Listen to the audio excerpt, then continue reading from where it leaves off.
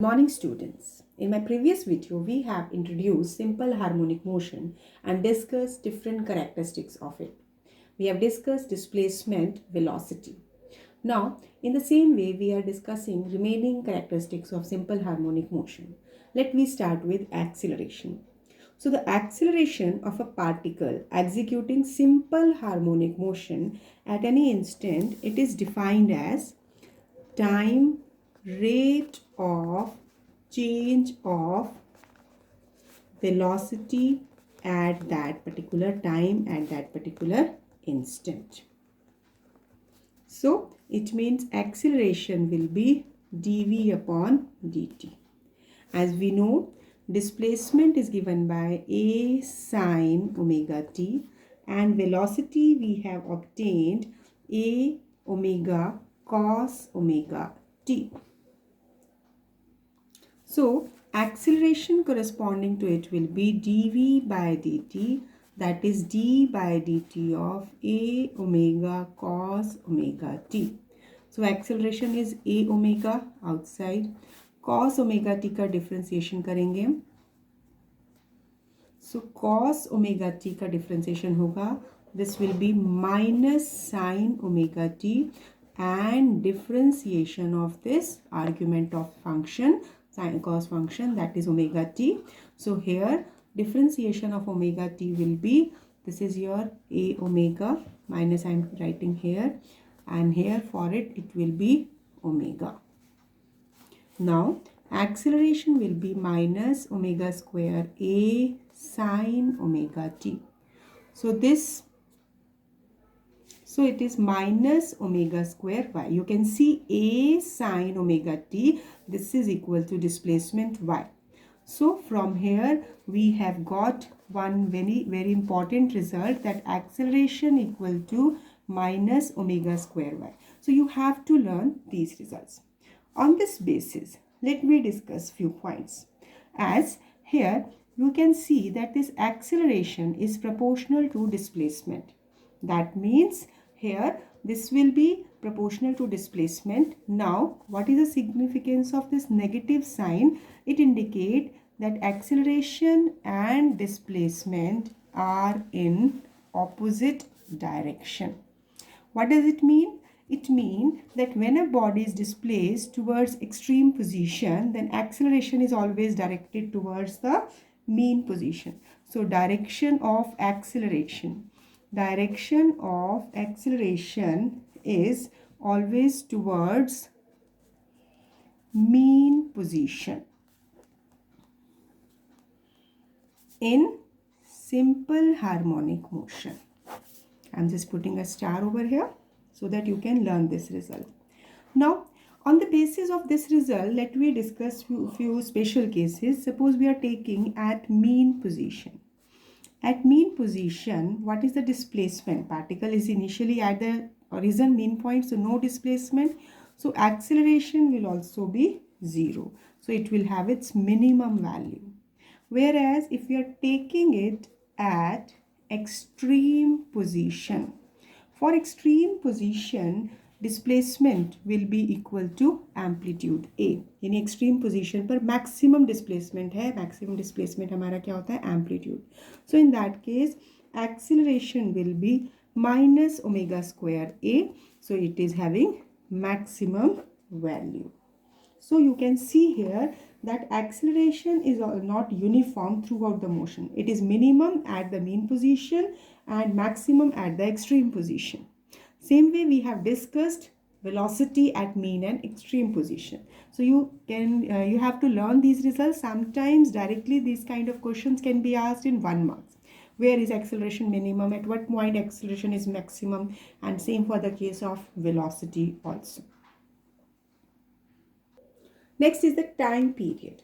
Time period, it is defined as time taken by particle. This is time taken by particle executing simple harmonic motion. Obviously, to complete one vibration. So time taken by particle to complete one vibration. Now, as we know that acceleration is, magnitude of acceleration is a omega square y. We are not taking here negative sign क्योंकि time period में हमें negative sign का कुछ effect use नहीं करना है. Just negative sign indicate opposite direction of acceleration and displacement. Now, omega square, it will be a acceleration upon displacement. So what will be omega angular frequency? It will be under root of a upon y. Omega को अगर हम time period की form में लिखें तो हम लिख सकते हैं 2 pi upon t. So it is given by this one, but we are calculating here time period. So just cross multiply it. What we will get here, we will just cross multiply. So you will get t equal to 2 pi under the root of, you can say here, this displacement y upon acceleration. So what is the formula for time period in terms of displacement and acceleration? It is given by 2 pi under the root of displacement upon acceleration. Right? So now what will be the frequency of vibration? Frequency will be, this is just reciprocal of time period. So you will just put its value. It will be 1 by 2 pi under root of acceleration upon displacement. So you have to learn this result. In numericals, you will use these results directly. Now, after getting the information about displacement, velocity and acceleration, in the next step, we will discuss graphical representation of displacement, velocity and acceleration in simple harmonic motion. Now, here is graphical representation of displacement, velocity and acceleration in SHM. As we know, displacement is A sine omega t. If we use value of omega in terms of time period, this is this one. Similarly, velocity is rate of change of displacement and it comes out to be A omega cos omega t. So what we will do, if we want to just write it in terms of sine function, we will use trigonometric relation with sine pi by 2 plus omega t. This is equal to cos omega t. So here this is A omega sine pi by 2 plus omega t. We can also write it as sine omega t plus pi by 2. It will not make difference. One in the same thing. Likewise, acceleration is dv by dt and it is given by minus a omega square sine omega t. So now this can also be written as minus a omega square sine 2 pi by t into t. This term just we have converted. We can keep it in this term or we can write in this term. So if we are writing in this term, this will be in terms of the basic terms, it will be this one, or you can take it as a omega cos 2 pi by t into t. It's your choice. You can leave up to this also. Now, on the basis of these, we have to draw graphical representation. See, if we have to find the value of displacement, velocity and acceleration at different instant of time, अब हमें मालूम है कि complete cycle का time कितना होता है, time period t. यानी इसको हम 4 equal parts में divide करें, it means 0 to t by 4, t by 4 to t by 2, then 3t by 4 and t. So for different instant of time, first of all, we will calculate the value of displacement, velocity and acceleration. So let me take for t equal to 0. For t equal to 0, you can see here what will be the displacement. See, a sine 2 pi by t into t की value अगर हमने 0 कर दिया तो sign क्या हो गया, ये 0, तो ये हो जाएगी 0.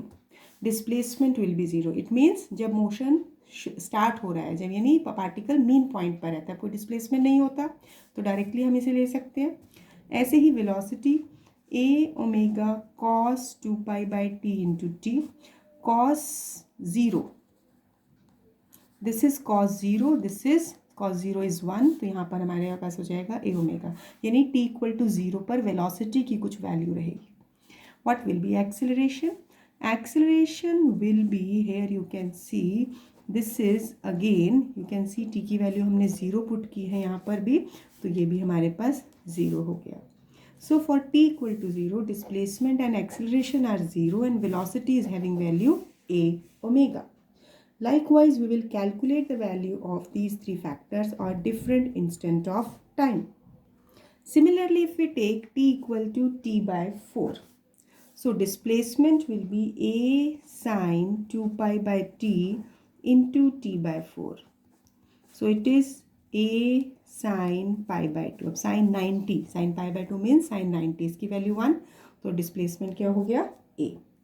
वेलोसिटी देखें a omega cos 2 pi by t into t की वैल्यू t by 4 किया, t से t कैंसिल, ये बचा a ओमेगा cos, यहाँ से हो गया pi by 2, ठीक है, कैंसिल हो जाएगा. अब cos pi by 2 cos 90 की वैल्यू 0 होती है, it means this result is 0.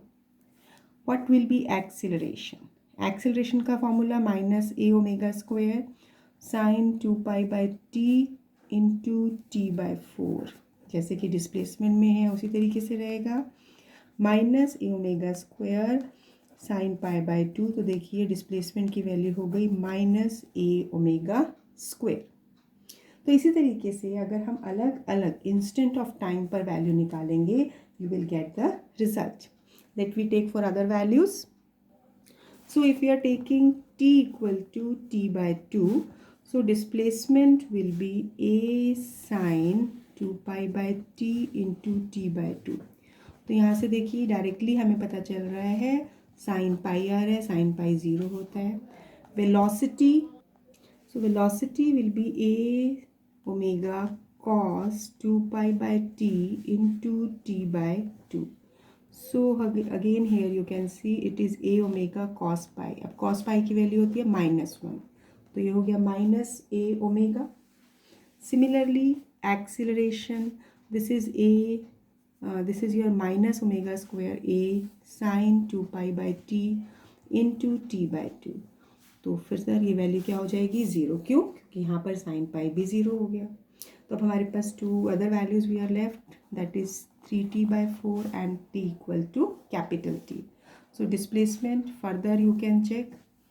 Just what we have to do, you have to substitute the value of small t, that is time, and on that basis you will get the result. Here 3 pi by 2.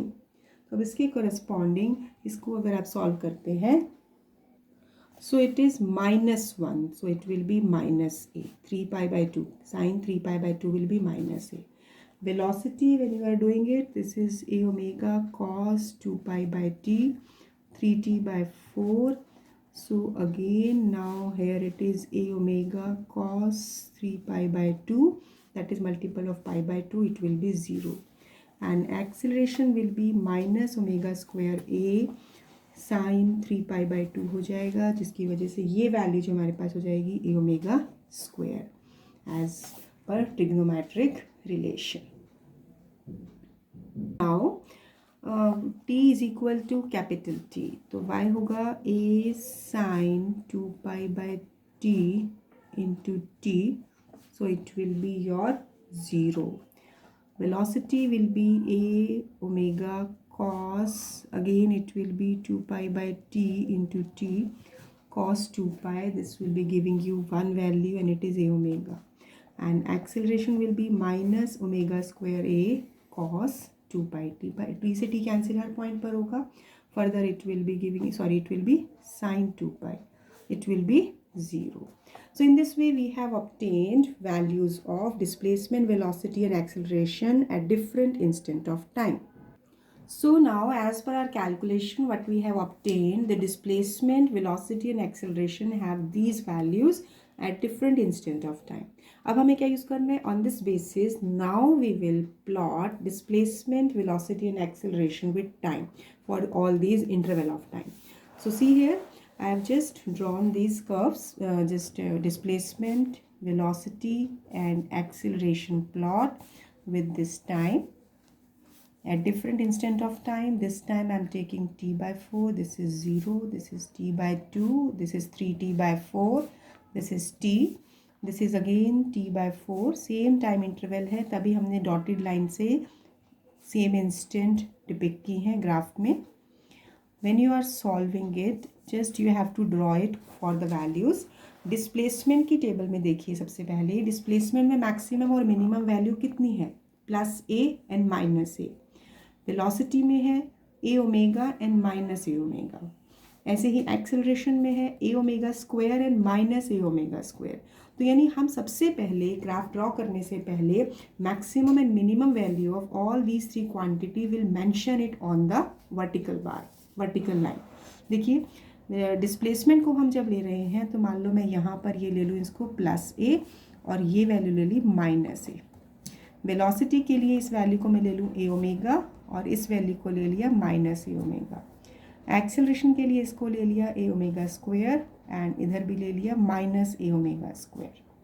अब सबसे पहले हम velocity को displacement को plot करते हैं। t equal to 0 पर देखिए वेलोसिटी डिस्प्लेसमेंट की बात कर रहे हैं। t इक्वल टू 0 पर डिस्प्लेसमेंट 0 है, तो सबसे पहले यहाँ पर t इक्वल टू 0 पे डिस्प्लेसमेंट 0 दिखाया। अब t/4 पर डिस्प्लेसमेंट मैक्सिमम है, यानी t/4 पर डिस्प्लेसमेंट की वैल्यू a है। t/2 पर डिस्प्लेसमेंट इज 0। 3t/4 पर माइनस ए, तो यहाँ पर हमने माइनस ए रिप्रेजेंट किया। और t इक्वल टू टी पर, कैपिटल टी पर डिस्प्लेसमेंट 0। तो हमारे पास पॉइंट्स लेबल कर लिए। जब हम इनको फ्री हैंड से ज्वाइन करते हैं तो इस तरीके से आपके पास कर्व आती है जो साइन कर्व है। तभी जो डिस्प्लेसमेंट की इक्वेशन होती है ए omega sine, this is a only, this is your y equal to a sine omega t. तो साइन फंक्शन है तो यानी डिफरेंट इंस्टेंट ऑफ टाइम पर इसकी वैल्यू अलग अलग रहती है, तो इसकी कर्व इस तरह से होती है। ऐसे ही जब हमें वेलोसिटी को प्लॉट करना हो तो देख सकते हो t इक्वल टू 0 पर वेलोसिटी है ए ओमेगा, यानी ए ओमेगा। t/4 पर कितनी है वेलोसिटी 0। t/2 पर इसकी वैल्यू हो गई माइनस ए ओमेगा, ये वाली वैल्यू। और t पर इसकी वैल्यू हो गई प्लस ए ओमेगा।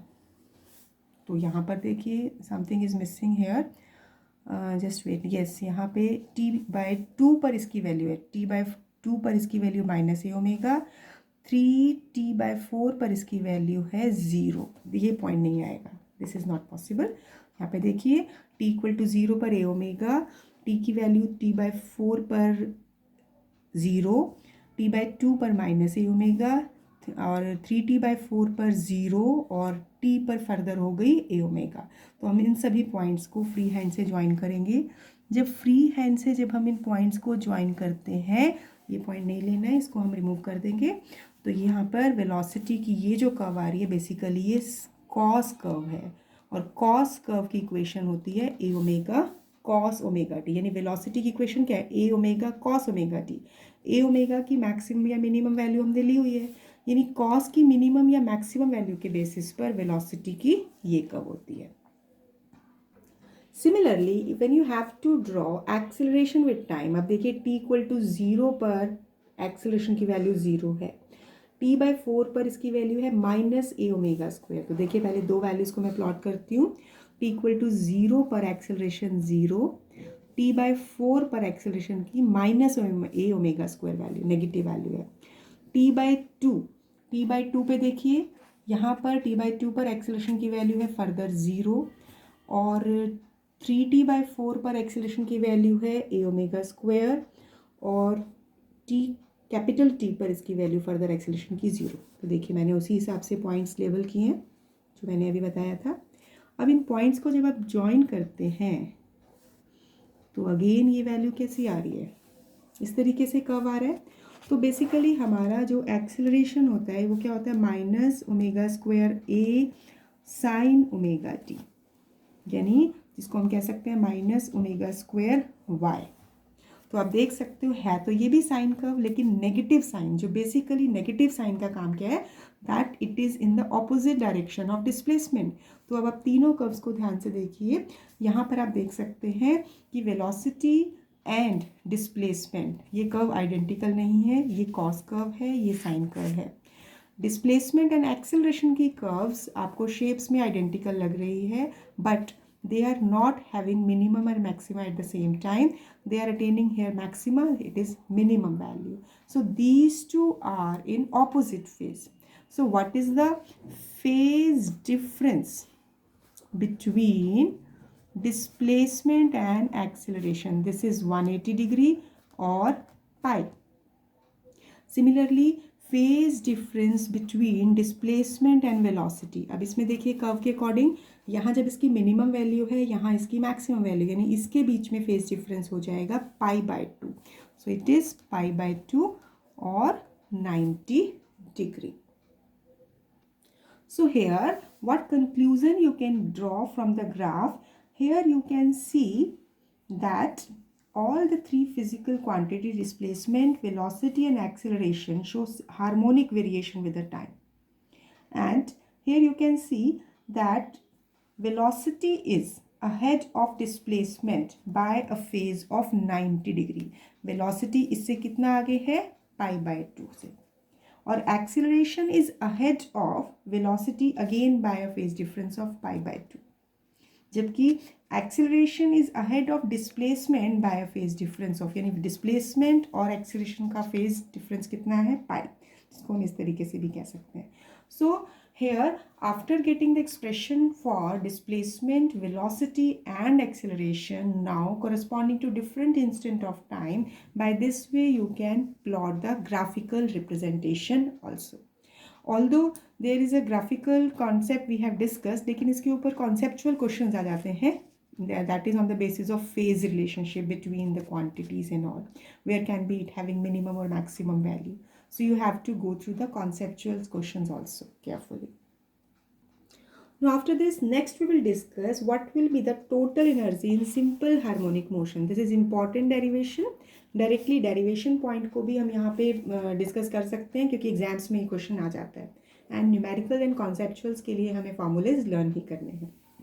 सबसे पहले टोटल एनर्जी की बात करें. A particle executing simple harmonic motion, it must have two types of energy. What are those? First of all, potential energy. So why there is a concept of potential energy?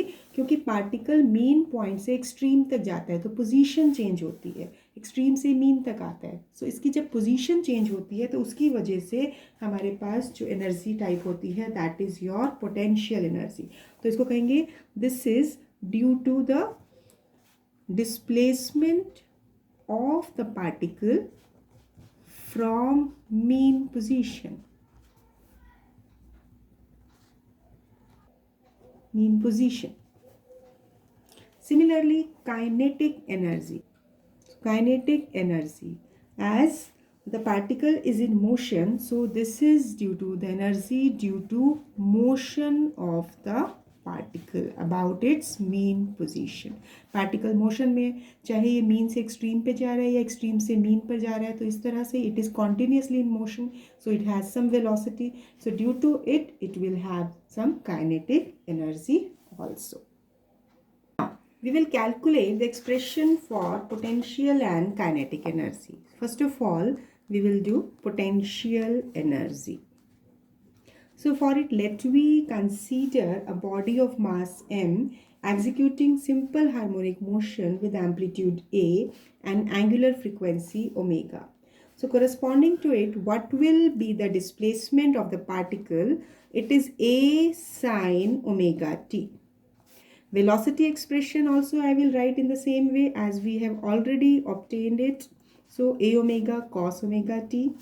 Acceleration is minus a omega square sine omega t, which I can also write minus omega square y. So these are the three basic equations. Here negative sign indicate acceleration is always directed towards mean position and displacement is towards extreme position. So now here what will be the expression for restoring force? This restoring force is mass into acceleration. So correspondingly, mass is m, acceleration expression is minus omega square y. So I can write it as minus m omega square y. This is restoring force, and from here I can just take this term as minus ky, where this k is minus m omega square. And this k, this is taken as force or spring factor. Force constant कह सकते हैं या फिर spring factor कह सकते हैं के को. So now here under this restoring force the system the particle move towards its mean position. Now if some work has to be done, so work done for additional displacement, मान लो हम जैसे y हम total displacement की बात करते हैं, additional displacement हम dy ले लेते हैं, additional small displacement, so work has to be done against restoring force. So work done for additional displacement against restoring force, this will be given by minus f dy, negative sign because work is done against restoring force. Now substitute the value of this restoring force from here. It is minus, this is minus ky into dy. So ये हो गया ky dy, यानी हमें restoring force centre की तरफ लगा रहा है, बॉडी को ला रहा है, लेकिन हम वर्क डन कर रहे हैं उसे एक्स्ट्रा वर्क कराने के लिए for the displacement dy. So total work done, ये तो हमने स्मॉल डिस्प्लेसमेंट की बात की. Now total work done for displacing the particle, कहाँ से कहाँ, फ्रॉम मीन पोजीशन, क्योंकि हम पार्टिकल को कहाँ लेके जा रहे हैं, mean position to displacement y to extreme position, यानी थ्रू अ डिस्टेंस y तक हम जब लेके जाएंगे तो व्हाट शुड वी डू, यानी हम स्मॉल वर्क डन को इंटीग्रेट कर दें किसके बीच में, with in the extreme limits, यानी मीन की इनिशियल वैल्यू ऑफ डिस्प्लेसमेंट 0 है और एक्सट्रीम पॉइंट पर डिस्प्लेसमेंट मैक्सिमम कितना है, y, जनरल वैल्यू हम y लेके चल रहे हैं. तो अब हम इसे इंटीग्रेट करेंगे, ये तो कांस्टेंट है, it can be written as k 0 to y dy. अब y का इंटीग्रेशन कर रहे हैं तो इंटीग्रेशन क्या होगा, k y की power 1 + 1 2 upon 2 with in the limits 0 to y. अब लिमिट्स पुट करेंगे तो ये हो जाएगा आपके पास, 2 बाहर लिया, y एज सच y² - 0, तो work done, total work done in displacing the particle from mean to extreme position का एक्सप्रेशन आ गया ky² / 2. Now this work done, this appear as, किस फॉर्म में आता है, पोटेंशियल एनर्जी, जो वर्क डन कर रहे हैं against restoring force in the displacing the body from mean to extreme. अब इसका एक्सप्रेशन क्या है, -12 ky² and that appear as the potential energy. So here potential energy is ½ k y², k की value भी हम पुट कर देते हैं m⍵², y² की वैल्यू पुट करें a² sin² ω t, यानी कंप्लीट एक्सपैंडेड फॉर्म में ये हो गया एंड जनरल फॉर्म में आपके पास पोटेंशियल एनर्जी ½ k y² हो गई. Now you have to learn this result as well as value of k as m⍵². Now coming to expression for kinetic energy. अब देखिए काइनेटिक एनर्जी के expression में सबसे पहले काइनेटिक एनर्जी का हमारे पास बेसिक फार्मूला क्या होता है, ½ mv². अब वेलोसिटी का एक्सप्रेशन हम यूज़ करेंगे जो हम ऑलरेडी डिराइव कर चुके हैं, a cos ω/t². तो ½ m a² ω² cos² ω/t. Actually kinetic energy का एक्सप्रेशन तो आ गया, बट हम इसे एक सिंप्लीफाइड फॉर्म में लेना चाहते हैं, किस लिए, ताकि हम इसे डिस्प्लेसमेंट की फॉर्म में भी ले सकें, या ये कहें कि हम इन दोनों की फॉर्म ऑलमोस्ट साइन की फॉर्म में करना चाहते हैं. तो इसे कैसे लिखेंगे, half, this is your m⍵² a² और cos² ω/t, this we can write it as 1 - sin² ω/t. अब m⍵² को मैं लिख सकती हूँ k a², this is 1 - sin² ω/t. अब a² को नेक्स्ट स्टेप में अगर हम ब्रैकेट के अंदर ले लें to just get more simplification in terms of displacement, तो आपके पास काइनेटिक एनर्जी क्या हो जाएगा, ½ k a² - y².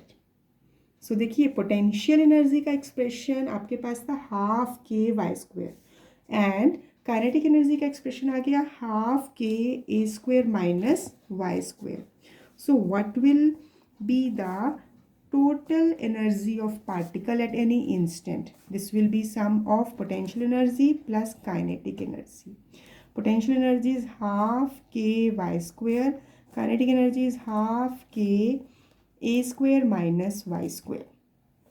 तो let we take half k common, तो यहाँ से आ गया y square plus a square minus y square से वाई स्क्वेयर कैंसिल, तो टोटल एनर्जी आ गई यहाँ से हाफ के ए स्क्वेयर.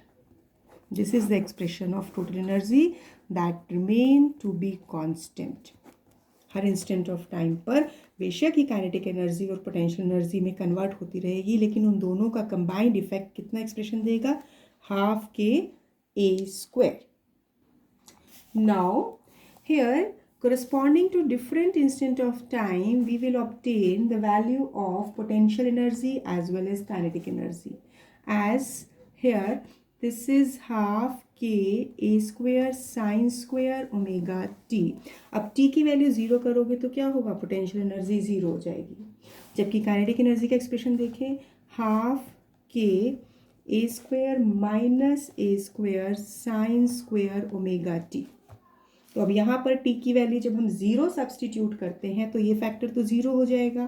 तो क्या रहेगा? हाँ, अच्छा, don't get confuse with the symbol. यहाँ हम के ई रख देते हैं बेटा kinetic energy, so that everywhere, because हम यहाँ पर स्प्रिंग कांस्टेंट के लिए भी वर्ड के यूज़ कर रहे हैं, तो you should not get confuse with the symbol k. So everywhere I have just changed kinetic energy. So here this kinetic energy is half k a square minus this. So it will be half k a square minus 0. So kinetic energy t equal to 0 पर आ गई half m omega square a square. ठीक है, तो अगर मैं यहाँ पर total energy check करूँ तो कितनी हो जाएगी? Kinetic energy plus potential energy. So it is half m omega square a square. This is half k a square. तो आप चेक कर सकते हैं कि ये वैल्यू और जो हमने एक्सप्रेशन दिया टोटल एनर्जी का, ये दोनों एक्सप्रेशन आइडेंटिकल हैं. यानी कि हर इंस्टेंट ऑफ टाइम पर टोटल एनर्जी का एक्सप्रेशन सेम यही आएगा as we have taken this. Similarly I will take it for one more value t/4. t/4 लेंगे तो देखिए पोटेंशियल एनर्जी का एक्सप्रेशन है हाफ के that is m omega square y square. y is your this is a square sine square omega T. आप चाहें तो value put करके रख सकते हैं, नहीं तो डायरेक्टली भी आप देख सकते हैं. Sine square 2π/t into t/4. तो ये हो गई π/2, यानी इस फैक्टर की वैल्यू साइन π/2 1, तो स्क्वायर की वैल्यू भी 1. तो नेक्स्ट स्टेप में मैं लिख देती हूँ half m omega square a square sine square π/2. So it is half m omega square a square. अब काइनेटिक एनर्जी इस पॉइंट पर कितना होगा? It is half k a square minus a square sine square omega t. तो sine square omega t को तो हम directly लिख सकते हैं कि इसकी वैल्यू क्या होगी? 1 होगी, जैसा कि मैंने इस स्टेप में सॉल्व करके दिखाया है. क्योंकि साइन स्क्वेयर ओमेगा टी क्या आ रही है? Sine square π/2. तो यहाँ भी वही होगा, तो यानी इसकी वैल्यू हो जाएगी 1. सो एयर इट विल बी 0.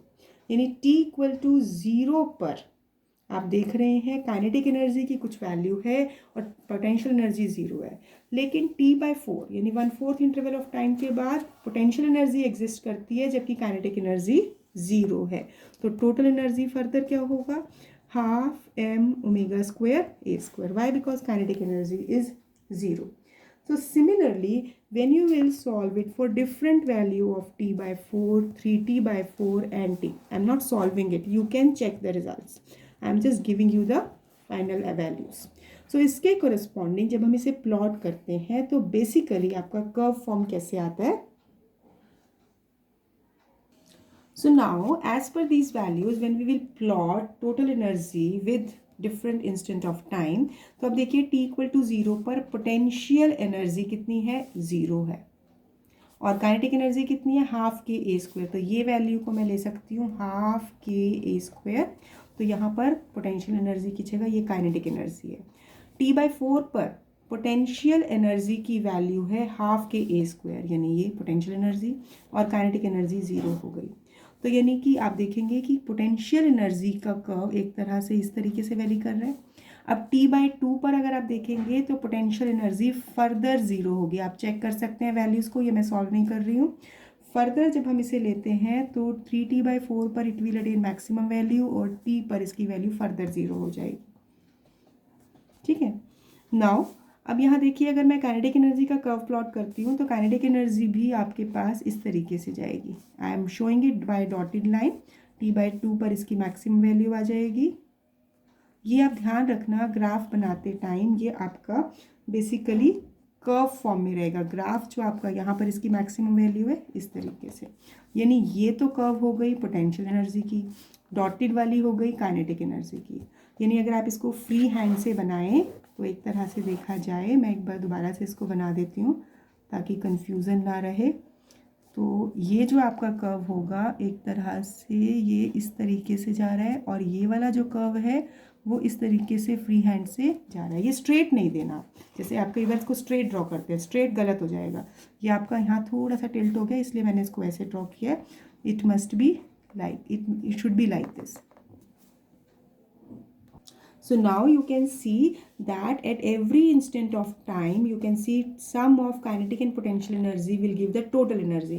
और total energy हर point पर कितनी है, half m omega square a square या हाफ के a स्क्वायर. सो यहाँ पर आप देख रहे हैं पोटेंशियल एंड काइनेटिक एनर्जी की टू कर्व्स फॉलो हो रही हैं. बेसिकली कितनी साइकिल, यानी एक कर्व कितनी टाइम रिपीट हो रही है, 2 टाइम्स. पोटेंशियल एनर्जी की भी काइनेटिक एनर्जी की भी. तो यहाँ से एक इम्पॉर्टेंट क्वेश्चन हम आंसर करते हैं, that frequency of kinetic energy and potential energy that is double than that of a particle in that of you can say a particle in SHM. क्योंकि SHM में 0 से T टाइम के बीच में potential and kinetic energy की cycle 2 बार repeat होती है, ट्वाइस रिपीट होती है. So that's mean frequency of kinetic and potential energy is twice then that of total energy. और जबकि अगर हम ये बात करें कि टोटल एनर्जी में तो कोई कर्व ही नहीं है, basically it is remaining to be constant. So frequency of this total energy of the particle in SHM is 0. So that's all for today. Just revise these concepts thoroughly. This derivation part is equally important. All the steps you have to just focus it, that what is the total energy, how can you have to obtain expression for potential energy, and finally the expression for this kinetic energy, and then combined effect for the total energy for different instant of time. When you are taking potential, kinetic and total energy, the total energy will remain same. I have taken it for 2 interval of time, rest you can try, or if you don't want, you have no need to just solve these values. So finally the conclusion what you have taken, this graph, this is very important. ये plot draw करना आता है, and especially this point is very important. Thank you. Have a nice day.